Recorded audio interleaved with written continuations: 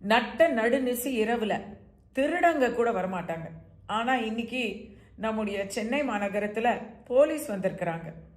அமைதி வழியில அற வழியில போராடி கொண்டிருக்கும் நம்முடைய தூய்மை பணியாளர்களை, வழி வழியா சென்னையில பூர்வக்குடியா வாழ்ந்து வந்துகிட்டு இருக்கிறவங்கள, நம்ம எல்லாருடைய சிங்கார சென்னையை பராமரிக்கிறவங்கள இன்னைக்கு ராத்திரி வேளையில அடிச்சிட்டு போயிட்டு இருக்கிறாங்க. அதுக்கு அவங்க சொல்ற காரணம் law and order, traffic jam, மக்களுக்கெல்லாம் சொல்லொன்னா துயர் உண்டாகுது, பிரச்சனை உண்டாகுது. ஆமாங்க, பிரச்சனை உண்டாகுது. மக்களுக்கு இல்ல, அரசியல்வாதிகளுக்கு, பொதுமக்களுக்கு இல்ல, அதிகாரிகளுக்கு.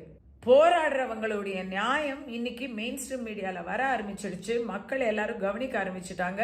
போதாக்கரைக்கு இதோ இப்போ இண்டிபெண்டன்ஸ் டே வருது, நேஷனல் மீடியாவில் இது ஸ்டோரி ஆகிட போகுது அப்படிங்கிற எச்சரிக்கை உணர்வுல இந்த கையாலாகாத அரசு தங்கள் வாழ்நாளையே சாக்கடை கழுவி நம்முடைய ஊருக்காக அர்ப்பணித்தவர்களை கைது செய்வது என்ற இந்த கயமையை கண்டிக்க எனக்கு வார்த்தை தெரியல.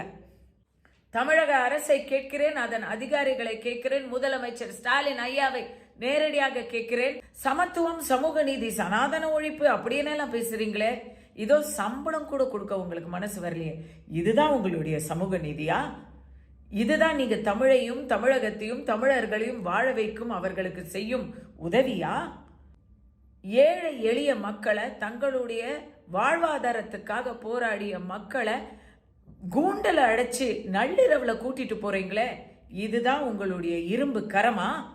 உங்களுக்கு ஓட்டு போட்டு உங்களை ஜெயிக்க வச்சதுக்கு அவங்களுக்கு நீங்க கொடுத்த பரிசு ரொம்ப பெருசுங்க.